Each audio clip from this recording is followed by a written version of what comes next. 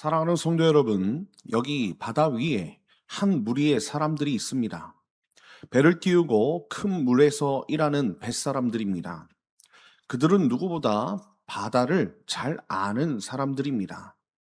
오랜 경험과 그리고 항해 기술, 거친 파도를 읽어내는 지혜가 몸에 배어 있는 사람들입니다. 그런데 어느 날 그 모든 경험과 지혜로도 도무지 감당할 수 없는 거대한 폭풍을 만나게 되지요. 배가 하늘로 솟구쳤다가 깊은 바다로 곤두박질 치고 노련한 뱃사람들이 술 취한 사람처럼 비틀거립니다. 오늘 하나님 말씀은 우리에게 이렇게 묻습니다. 인간의 지혜가 완전히 바닥나는 그 자리에서 하나님은 무엇을 하고 계시는가라는 것입니다. 자, 그렇다면 폭풍의 한복판에서 인간의 지혜는 어떻게 되는 것일까요? 첫 번째는 이것입니다. 첫 번째는요, 인간의 모든 역량이 삼켜지는 자리에서 부르짖게 하신다는 것입니다. 오늘 말씀을 보겠습니다. 오늘 말씀 25절입니다. 여호와께서 명령하신즉 광풍이 일어나 바다 물결을 일으키는도다라고 말씀하는 걸 볼 수 있습니다. 여러분, 먼저 우리가 놓치지 말아야 할 것이 있습니다. 이 폭풍을 일으키신 분이 바로 여호와시라는 거예요. 여호와께서 명령하신즉 광풍이 일어나라고 말씀하고 있다는 것입니다. 여러분, 폭풍은 우연이 아닙니다. 바다의 변덕도 아닙니다. 하나님의 주권적 명령 아래에서 일어난 사건이라는 것입니다. 자, 그러면 그 폭풍 앞에서 사람은 어떻게 됩니까? 오늘 말씀 27절을 보니까 이렇게 말씀하고 있습니다. 그들이 이리저리 구르며 취한 자같이 비틀거리니 그들의 모든 지각이 혼돈 속에 빠지는도다라고 말씀하는 것을 볼 수 있습니다. 여러분, 여기 혼돈 속에 빠지는도다라는 이 말씀을 한번 보십시오. 여러분, 이것은 본래 삼켜지다라는 뜻을 갖고 있습니다.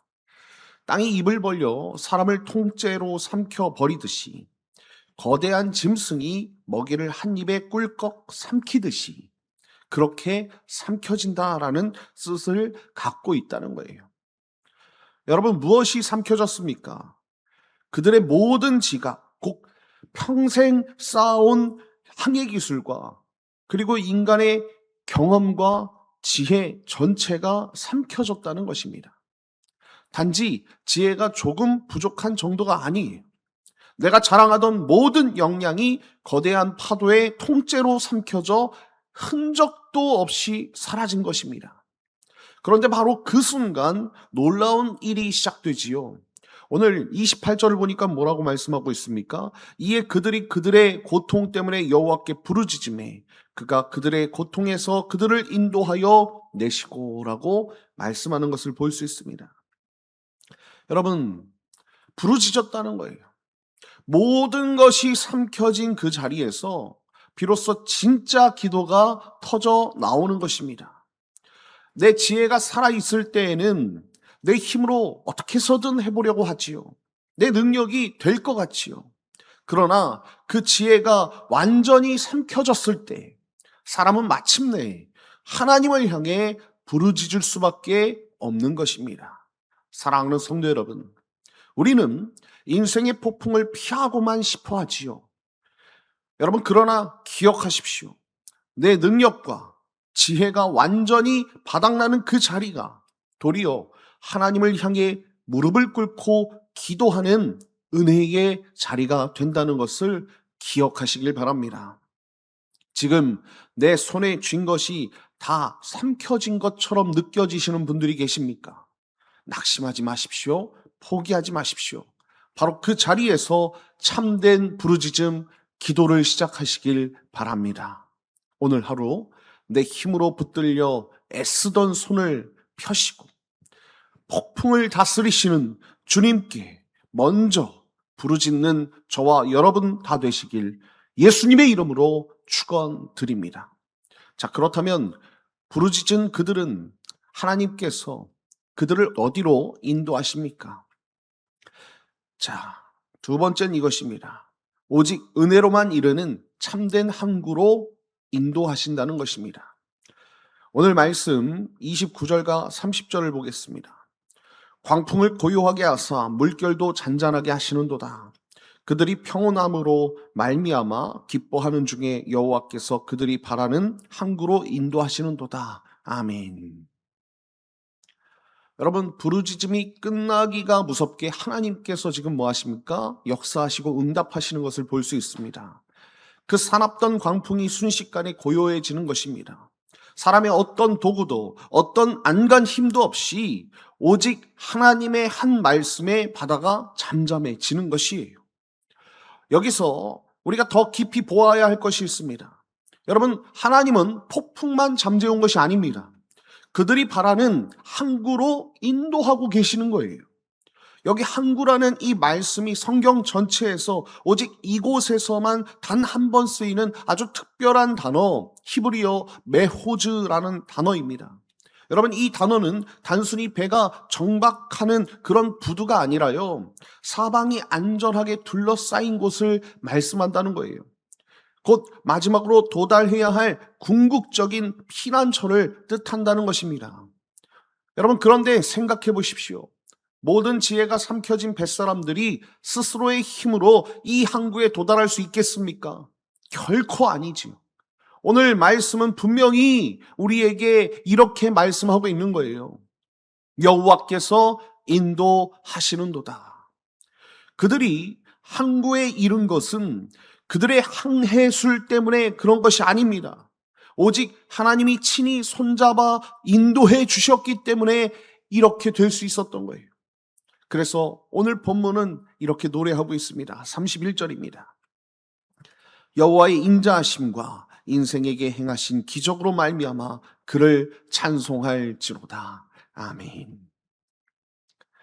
여러분, 구원의 항구에 이른 자가 가장 먼저 해야 할 일 무엇입니까? 오늘 보니까 찬송이지요. 하나님을 향한 찬송입니다.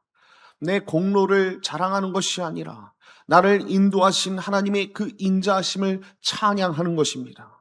사랑하는 성도 여러분, 우리가 지금 누리는 평안의 자리, 안전한 항구는 내가 잘나서 도달한 곳이 아닙니다. 내 노력의 정당한 대가도 아닙니다. 폭풍 속에서 부르짖던 나를 하나님께서 친히 손을 잡아 주셔서 인도해 주신 은혜의 자리라는 것을 여러분들이 잊지 마시길 예수님의 이름으로 축원드립니다. 그러니 여러분들의 그 삶의 자리에서 내 공로를 내세울 것이 아니라 먼저 하나님을 찬송해야 할 줄 믿습니다. 오늘 하루 내가 누리는 모든 평안이 주님의 인도하심임을 여러분들 기억하며 찬송으로 하루를 시작하시는 저와 여러분 다 되시길 예수님의 이름으로 축원드립니다. 바다를 다스리신 그 손은 또 무엇을 행하시는가라는 것입니다. 자, 마지막으로 세 번째는 이것입니다. 역사와 질서를 뒤덮어 낮은 자를 높이시는 것을 볼 수 있습니다. 자, 오늘 말씀 33절 보겠습니다. 33절입니다. 여호와께서는 강이 변하여 광야가 되게 하시며 샘이 변하여 마른 땅이 되게 하시며. 아멘. 여러분, 오늘 본문은 이제 바다를 떠나서 더 넓은 무대로 시선을 옮기고 있어요. 폭풍을 다스리신 하나님께서 이제는 땅의 질서까지 뒤엎으시는 것을 볼 수 있습니다. 마르지 않을 것 같은 그런 강이 광야가 되고 생명이 넘치던 샘이 마른 땅이 되는 것입니다. 여러분, 고대 사회에서 강은 마르지 않는 부와 권력, 영원할 것 같은 기득권의 상징입니다. 그러나 하나님의 손이 닿게 되면 그 견고한 안전한 그런 장소도요, 한순간에 메마른 광야가 된다는 것입니다. 그런데요, 놀라운 것은 반대의 일도 일어납니다. 오늘 35절을 보니까 이렇게 말씀하고 있어요. 또 광야가 변하여 못이 되게 하시며 마른 땅이 변하여 샘물이 되게 하시고 라고 말씀하는 것을 볼 수 있습니다. 여러분, 이번에는 반대이죠. 아무 희망 없던 광야가 물이 고인 곳이 되는 거예요. 그리고 타들어갔던 마른 땅에서 샘물이 솟아나는 것입니다. 여러분, 높은 것을 낮추시고 낮은 것을 높이시는 분, 이것이 역사를 다스리시는 전능하신 하나님의 통치 아니겠습니까? 이 통치가 가장 분명하게 드러나는 것이 바로 사람을 다루시는 그런 자리입니다. 오늘 41절을 보니까 이렇게 말씀하고 있어요. 41절입니다. 궁핍한 자는 그의 고통으로부터 건져주시고 그의 가족을 양떼같이 지켜주시나니 라고 말씀하는 것을 볼 수 있습니다. 여기서 건져주시고 라는 이 말씀이 아주 풍성한 단어 사가브라고 히브리어로 쓰여져 있습니다. 여러분, 이 단어는 본래 적의 화살이 결코 닿을 수 없을 만큼 까마득히 높은 요새 위에 안전히 올려놓는다, 그런 뜻이에요. 하나님은 궁핍한 자를 수렁에서 끌어내시는 정도로 그치지 않는다는 것입니다. 세상의 어떤 횡포와 억압도 두 번 다시는 닿을 수 없는 높은 요새의 꼭대기로 그를 들어 올려 보호하신다는 거예요. 가장 낮은 자를 가장 안전하고 높은 곳에 세우시는 분이 바로 우리 하나님이신 줄 믿습니다. 사랑하는 성도 여러분, 우리는 강을 가진 사람이 영원히 강할 줄 알아요. 권력을 가진 자가 영원히 그 자리에 앉아 있을 줄 압니다. 그러나 역사를 다스리시는 분은 사람이 아니라 하나님이신 줄 믿습니다. 지금 내가 광야와 같은 자리에 있습니까? 낙심하지 마십시오. 포기하지 마십시오.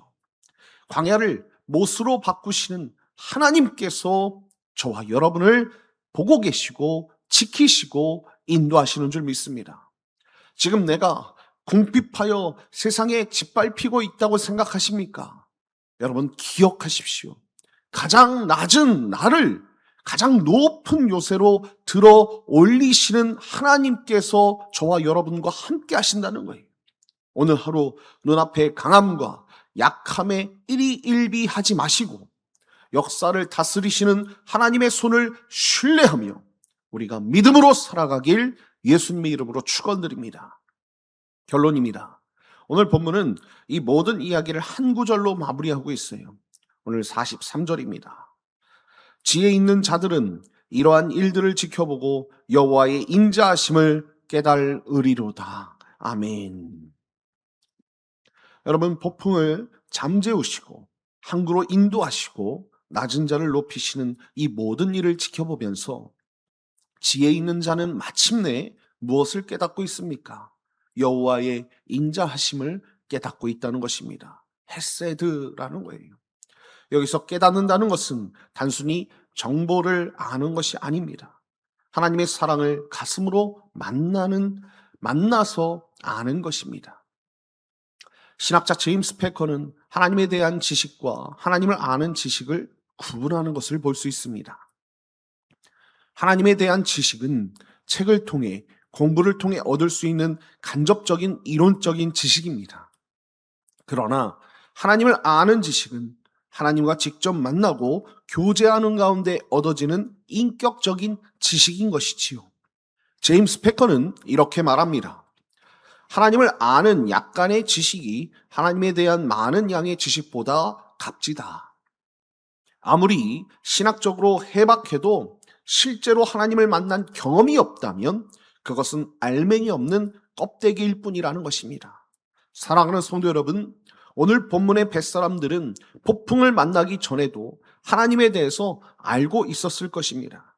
그러나 그들이 하나님의 인자하심을 진짜로 깨닫게 된 것은 모든 지혜가 삼켜지고 부르짖던 그 폭풍 속에서였다는 것입니다. 그 자리에서 그들은 하나님을 가슴으로 만나게 된 것이지요. 어쩌면 지금 우리가 지나는 그 폭풍도 하나님에 대해서만 알았던 우리가 하나님을 진짜로 아는 자리로 옮겨가는 그런 은혜의 통로일지도 모릅니다.